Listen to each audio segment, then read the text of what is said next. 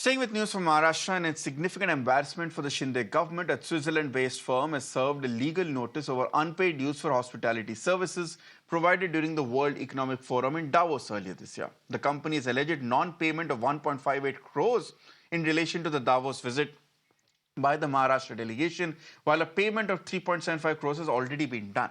This controversy has sparked a political storm, with opposition leaders accusing the government of financial mismanagement and overspending, while Aditya Thackeray and Rohit Pawar have slammed the Shinde government, calling for accountability and transparency in the state's financial dealings, further going on to say that the payment default will harm Maharashtra's reputation.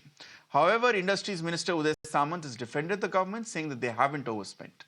The legal notice warns of a potential lawsuit if the dues remain unsettled, stating that the company has faced substantial financial losses due to the delay.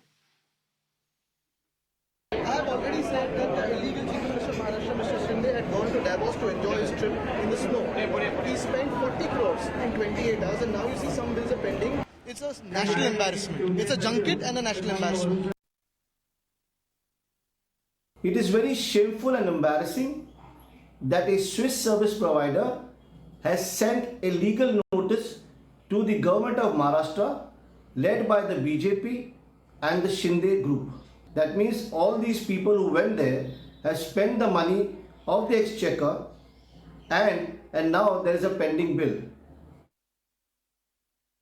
नहीं मान रहे कि हमने ज्यादा खर्चा किया। हम उस नोटिस को जवाब देंगे हमारे वकील की तरफ से, लेकिन जब ज्यादा खर्चा होता है तब यही ट्वीट आता है कि ज्यादा खर्चा किया। अभी ज्यादा खर्चा नहीं, कम खर्चा किया, लेकिन किसी ने नोटिस दिया है उसका पैसा दे दो। ये सब राजनीति है।